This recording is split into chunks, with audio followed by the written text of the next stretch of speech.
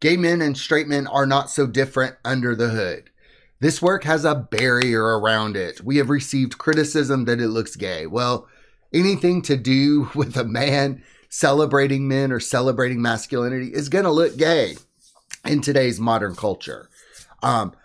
Someone deleted their comment. I was going to show it to you. It was like such a good comment, but I do want to talk about it because it wasn't a midwit comment at all. And it had to do with the work here, looking too gay and that it might turn off straight men who supposedly need this work the most, and that focusing on the male body is distasteful or provocative. If you think the male body is distasteful or should be covered up, that go get some therapy, because there is nothing distasteful about the male body. I talked to another woman the other day at a recovery meeting, and she said that penises were ugly. And I'm like, oh, honey, go get some help with that. Men are beautiful. Women are beautiful.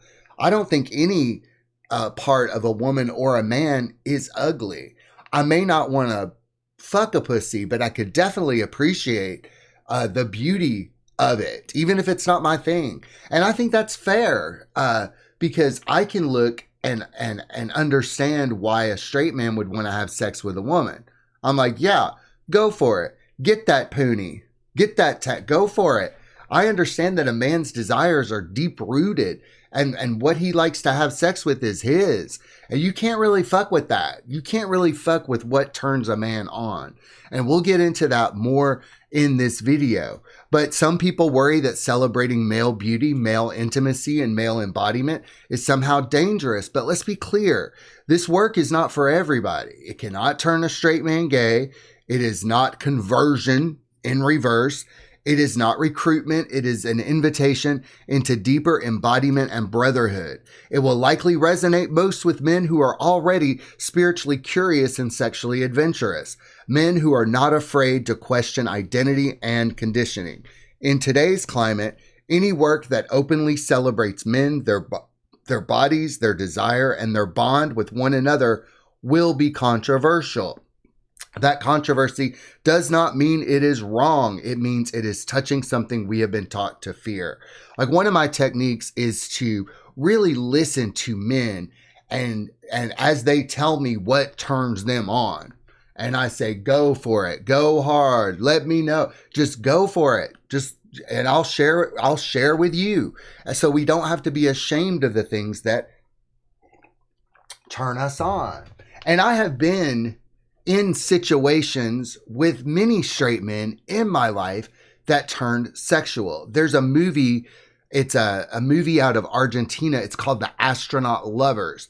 And it details one of these kind of relationships that a straight man and a gay man can have. And it takes place in a summer on a beach house where a gay man and a straight man strike up a friendship, and it develops into something more.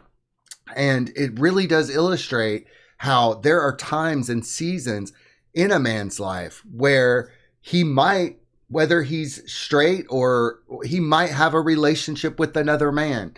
And it could be only for a season. Look at the movie Call Me by Your Name. This kind of shit is so common. And I would say it's been happening for thousands and thousands of years. It's not that big of a deal.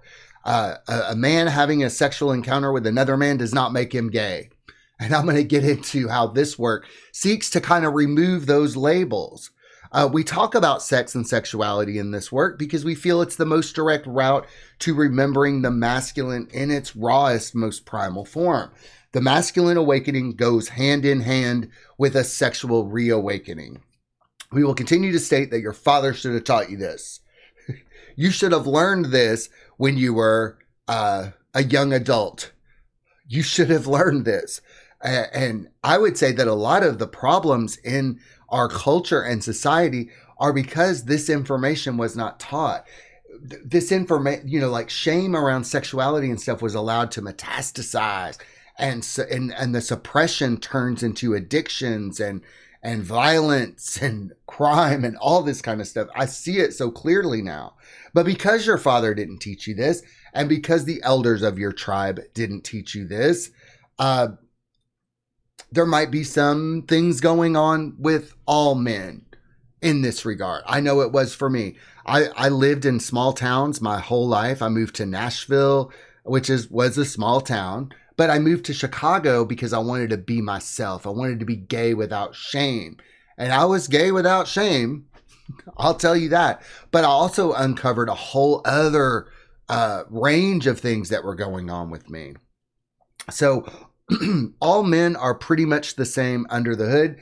And when a man drops the labels, they can see all men as brothers. Gay men can stop seeing straight men as sexual objects, and straight men can stop being afraid of gay men. Now, here's something that is interesting about this work. I like to work with both straight men and gay men, and I like to introduce them to each other. And I encourage gay men to not see all straight men as sexual objects, and to view them as your brother and your friend. And I can have relationships with men without wanting to sleep with them. I can appreciate a man without wanting to suck his dick. This is because I did have a maturing of my sexuality. It wasn't always that way. But these days I don't get all that Twitter pated when I'm around other men. Now there's been a few times that there has been an incredibly handsome guy at the gym. Like, I'm talking like an Adonis, like somebody that's just so beautiful that both men and women are like, oh my God. And I get nervous around guys like that, but I don't think of sleeping with them. And I don't think, and I don't know how to say that much plainer. Sexuality does not have to be weird or strange.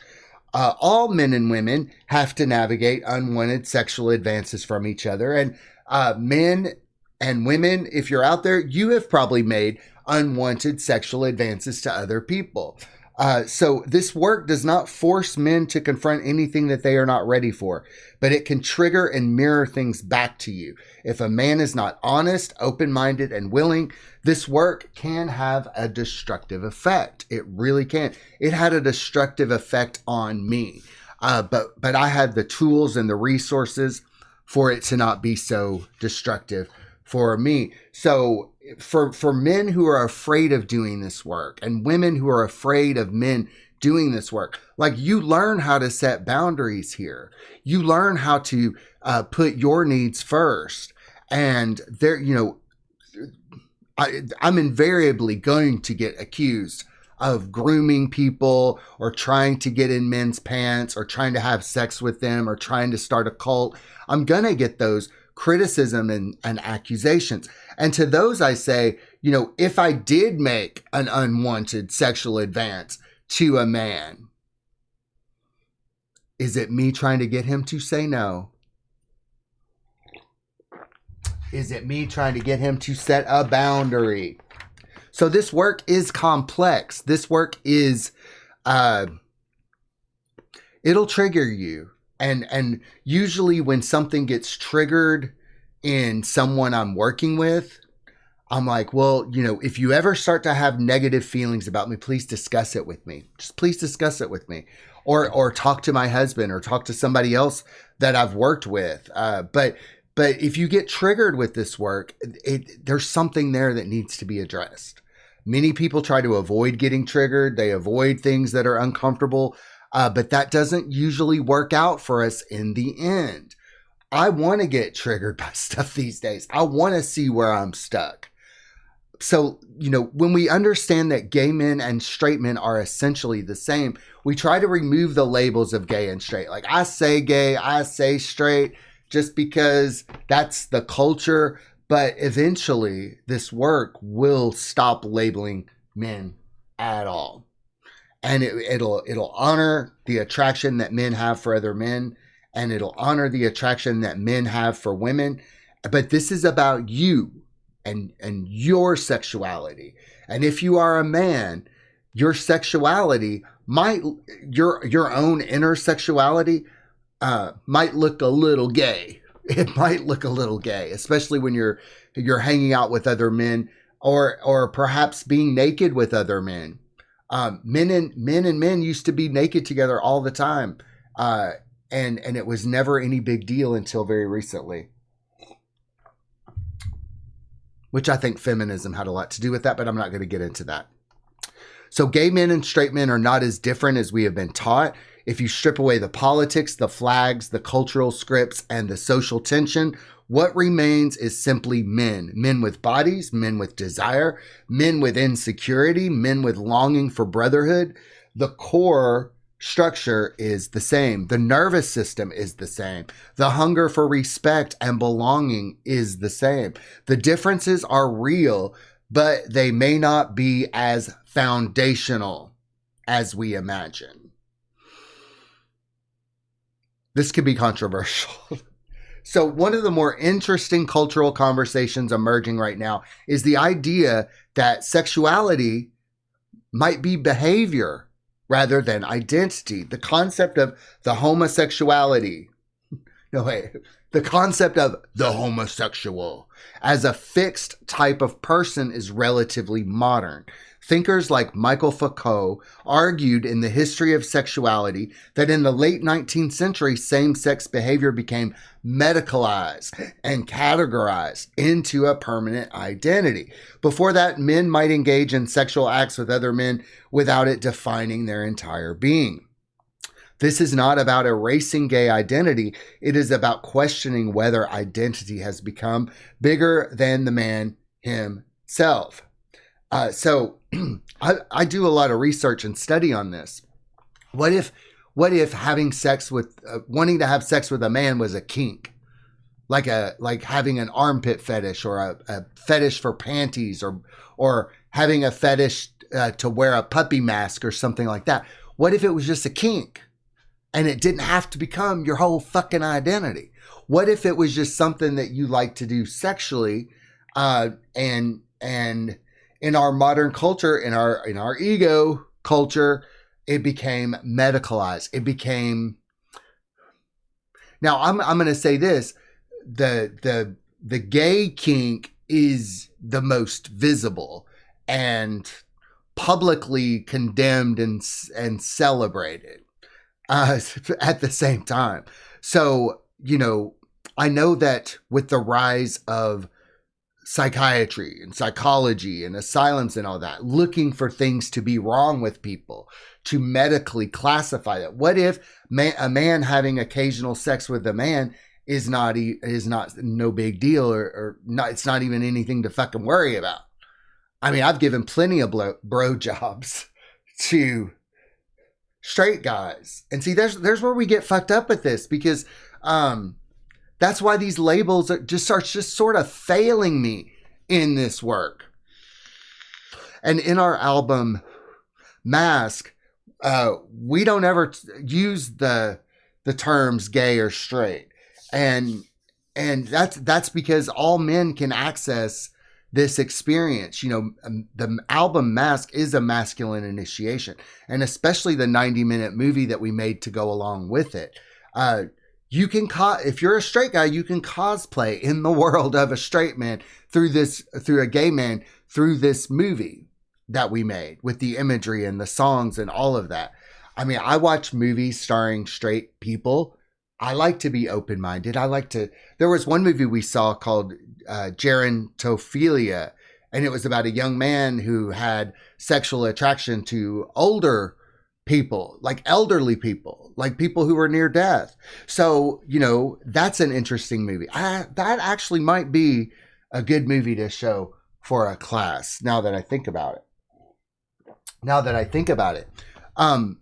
But did the gay identity start to eclipse who we are as men? Like I said, I've given plenty of bro jobs. I've been in situations where I mutually masturbated with other straight guys. Like I've even done deeper things with other straight guys. I've had straight boyfriends. So this is where I get a little. it's difficult for me to describe because so many people out there think that if you're straight, you don't like sex with men. But what if not wanting to have sex with another man didn't make you? That's not what straight is. It's just not your thing, and you don't have to have a complete come apart about it. Like you don't. Nobody has to freak out about it. Nobody has to go, ah.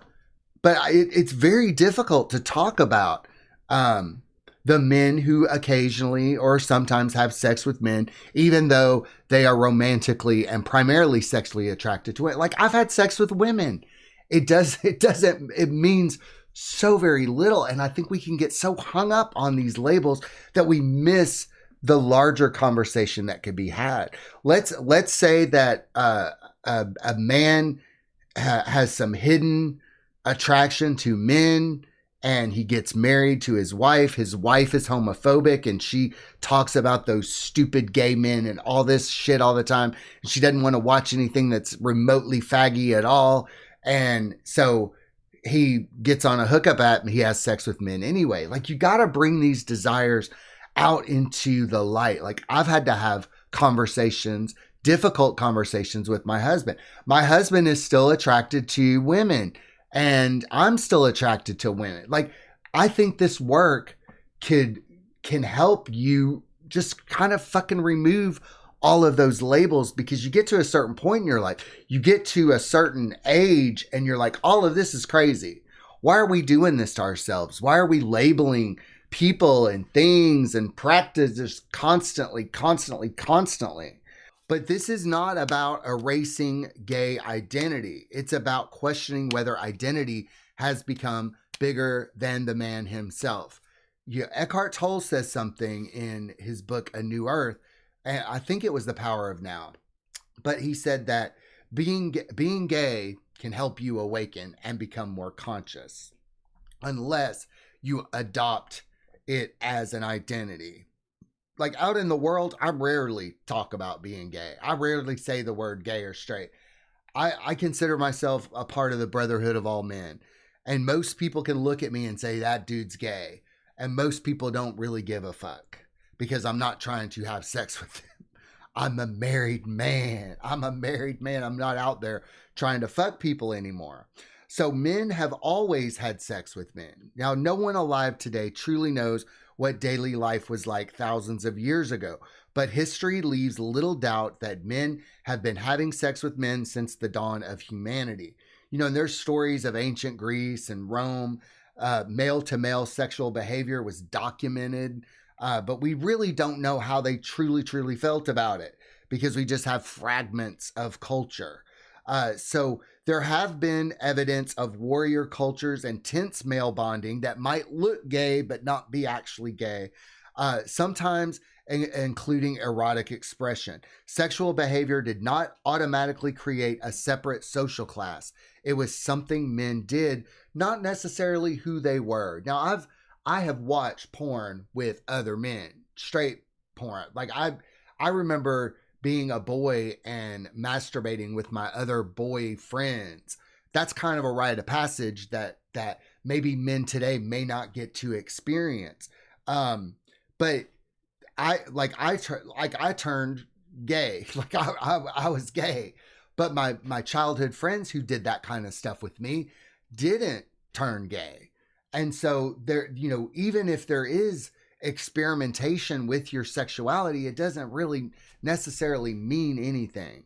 I'm not even going to get into everything that we did. I was also raised in Catholic school. So Catholic boys are freaky as fuck. Catholics are freaky as fuck.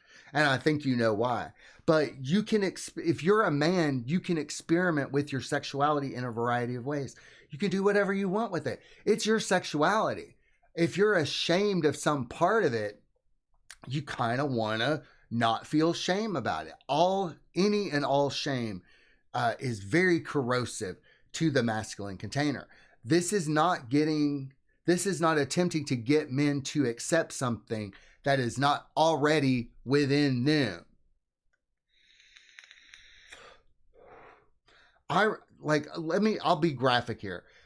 This happened in Nashville probably about 15 years ago. And I was in this lesbian bar. There was a lesbian bar, and I was talking to this straight guy, and we were at the bar and we were having a drink, and he said, I want to see what it feels like to suck a dick.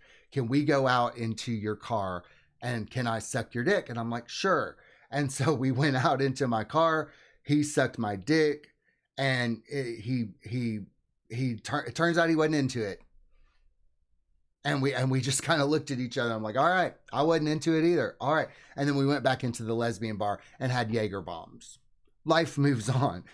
The other day I was in the gym, and there's this straight guy that works there, and he wasn't working there, but he's a big burly Middle Eastern man, very handsome, all that kind of stuff. So I'm leaving the gym, and I wave to him, and he does a double take, and he goes, damn, you look good. Did you lose a bunch of weight or something? And he just looks me up and down. And I said, yeah, I did. And are you hitting on me? And we both had a huge laugh, and life moves on. He has a girlfriend. Like, it is actually not that big of a deal when you get right down to it. And I'll tell you these stories about my life because I have had lots of experience like this with just men in general, gay and straight. And so, yeah, and my experiences might be shocking or controversial to some people who actually didn't go through with it. So let me say this.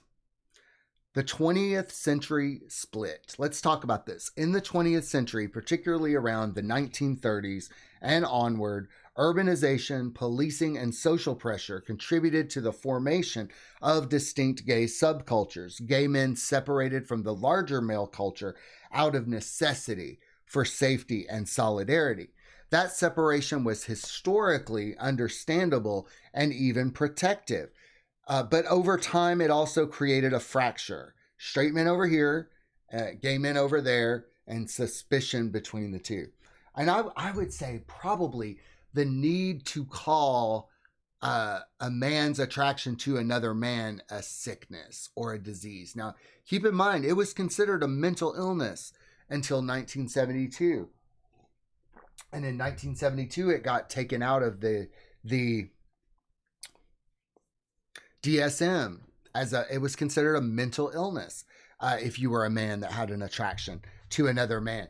And if you understand that men can have a natural attraction to another man and even want to have sex with them, and calling that a mental illness. So I think that had a lot to do with creating that subculture. It was necessary to create that subculture and somewhat normalize the attraction that men have for other men. If you're a straight man and you don't have that attraction to other men, please understand that there are men out there that do, and it has nothing to do with you at all. Like I said, I can be turned on by women, and I don't have a complete come apart about it. And I think that's very, very important to understand for this work. In fact, when I came out as gay in 1987, they called what I was going through a sexual identity crisis in the 80s. And they medicated me to sort of suppress my sexual urges. Now, think about this. This is in 1987. This is an experience that I had in my life. And they put me in a psych ward for a month and a half. And before I came into the psych ward, they let everybody know that a gay kid was coming onto the unit. And it was very rough. Like, I had to be in a locked unit with a bunch of other boys and girls where they all knew I was gay coming in. Very traumatic, very fucked up. But they had me on Thorazine. They had me on some anti-seizure medication, which had been shown to control sexual urges. They basically chemically castrated me and neutered me. And when I got out of the hospital, I was like a zombie. And see, I had come out to my best friend before going into this hospital. I'd come out to her. And when she saw me, I was drooling. I looked like a zombie. She told me this story later that when she saw me when I first got out of the hospital, I was like this. And she just held my head in her hands and said, "My God, what did they do to you? What did they do to you?" So I do have some experience in feeling shame, being medicated. The medical industry wanted to label this natural attraction that I had for other men as an illness or a disease. But what if it was just natural and allowed to just flow and be? It's not a big deal. It's not a big deal. I'll keep saying that it's not a big deal. And maybe me saying that it's not a big deal might save somebody's life. All right, suspicion and misunderstanding and distance replaced natural male bonding. The split solved one problem while creating another.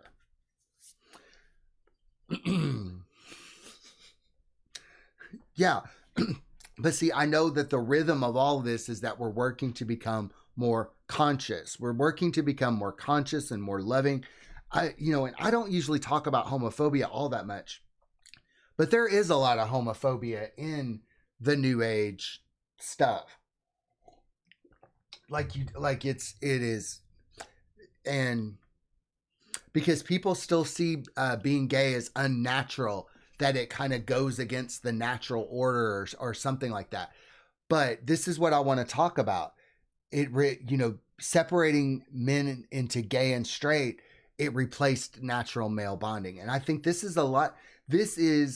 Has to do with women wanting total control of the men, because if men got together and started getting together and forming brotherhoods and coalitions and tribes, women in our modern culture, in large part, sought to control men and their sexualities. And one of the quickest ways to control a man's natural inclination to want to be around other men is to call anything like that gay. That looks gay. That looks gay. I'm going to say a lot of homophobia comes from women, has its roots in women, because women see gay men as their competition. Unconscious women see gay men as competition. I myself have probably experienced more homophobia and hatred from women than men in my lifetime.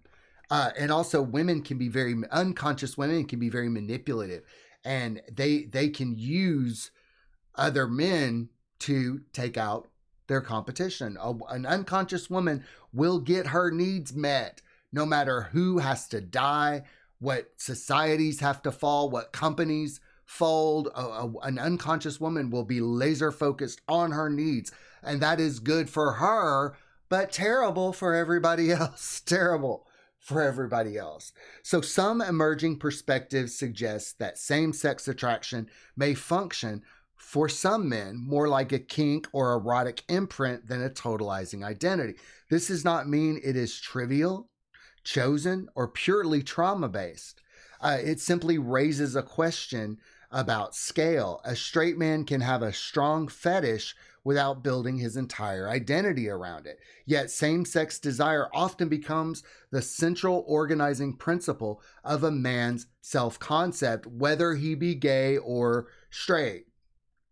The fact that a man loves having sex with a woman, primarily, that can become part of his whole identity. Who you fuck and what turns you on can become part of your whole identity.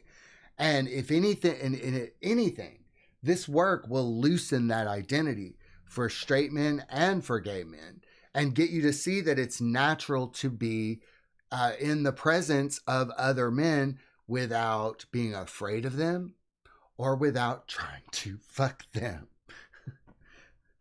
So the same-sex desire often becomes the central organizing principle, but for some, that identity feels essential, and for others, it may simply be one expression of male erotic wiring. For me, it's just one of the many things that I work on. Like right now, I'm sharing and working on work that is highly erotic. I'm also working on other things that I am not sharing publicly with people.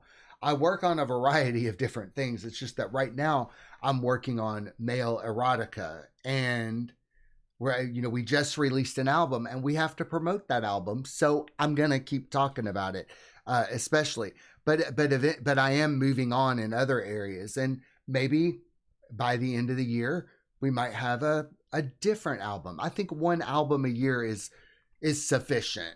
Like, we're very prolific, and well, we could release a new album a month. I mean, Mask was conceived and released within a 2-month period.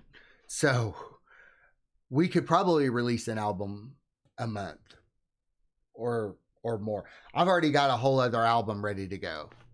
I'm just going to say that we've already got that ready to go. Okay. So, a man's sexuality can be complex. Well, let me go back to this, one expression of male erotic wiring. Let me talk about that, because the focus here is on sex and sexuality, because it's the quickest route into a masculine remembering and a masculine awakening.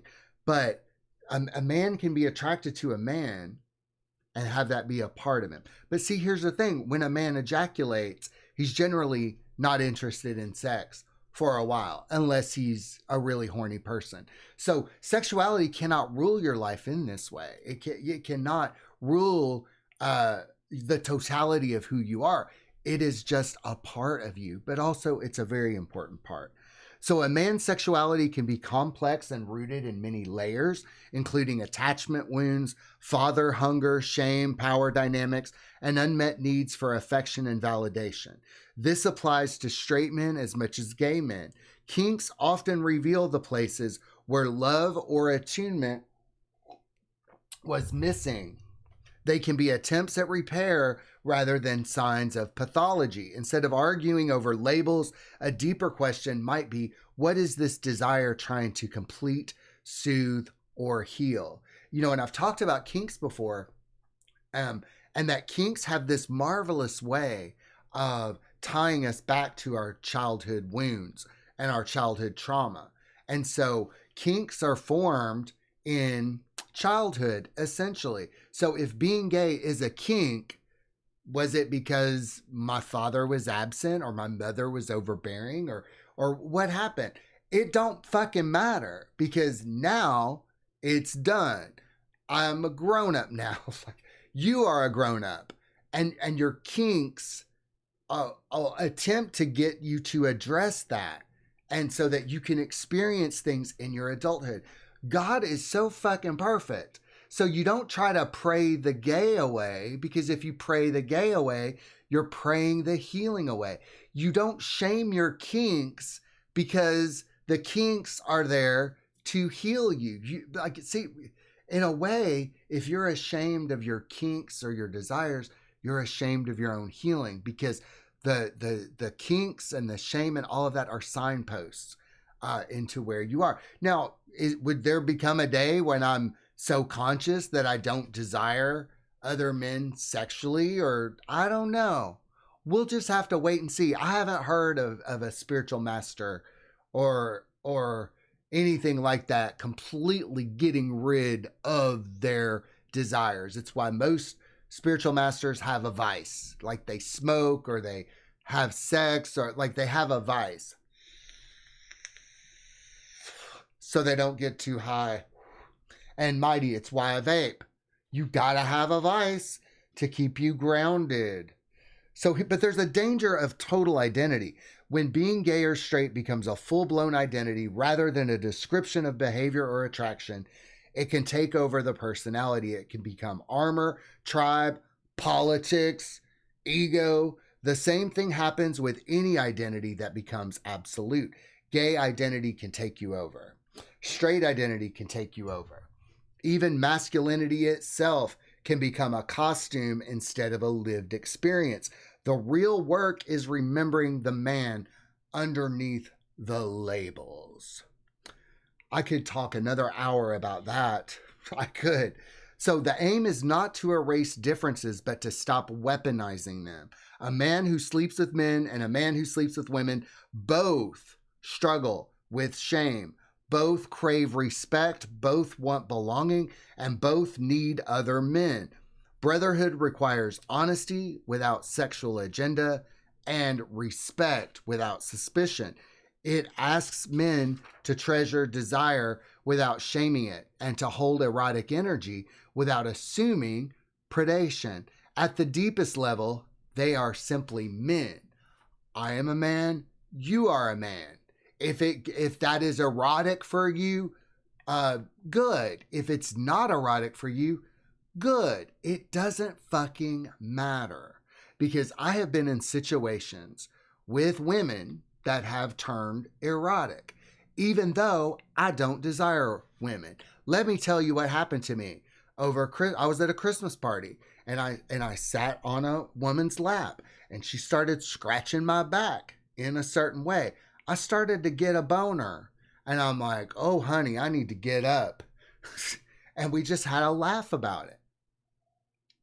We just have a laugh about it. So, but there's no shame in that. There was no shame in it at all.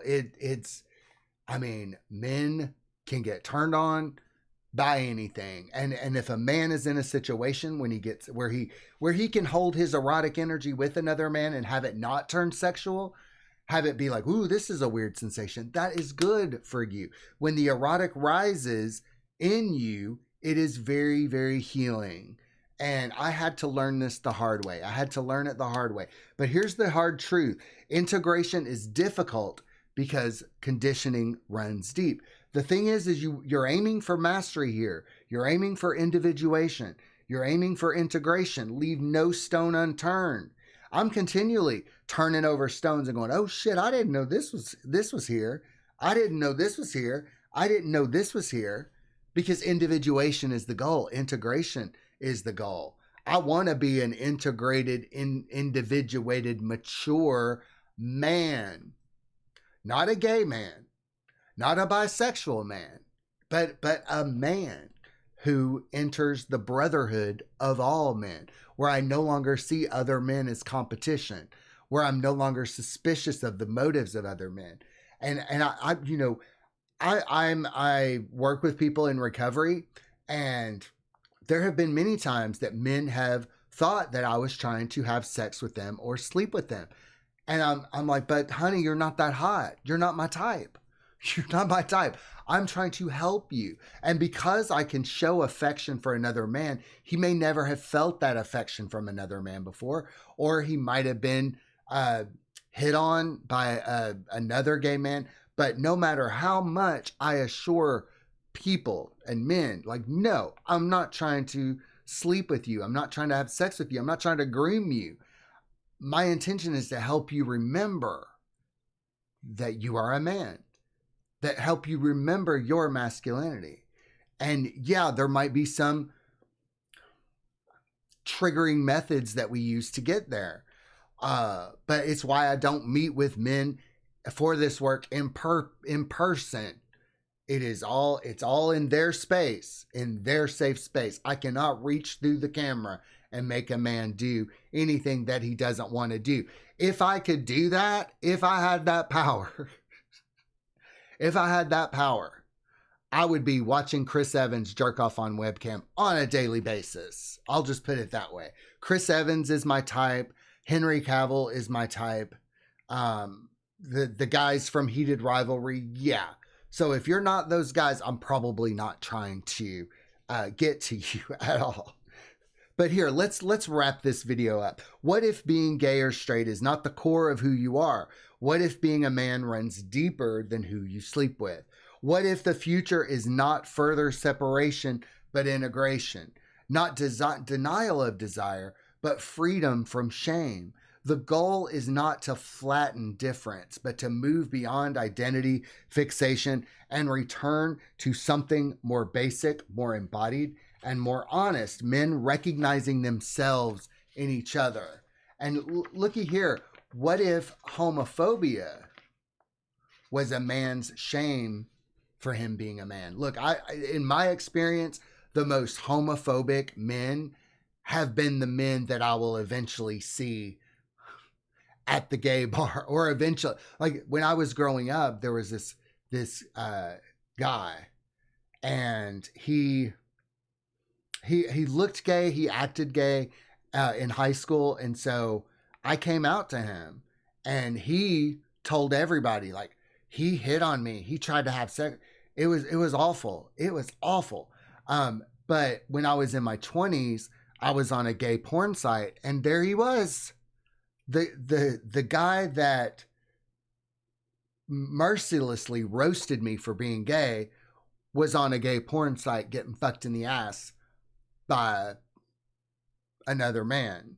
So the more, this is just my experience, the more homophobic a man is, the more he might have unconscious desires for male on male intimacy. It's just been my experience. All right, so I hope I gave you a whole lot to chew on. And eventually this work is going to move beyond the labels of gay and straight. And I'm looking forward to the day when I can just address men as men. Hello, men. Hello, my brothers. That's all I got for you. Of course, I'm going to play a song at the end of this. Have a wonderful day. Bye-bye.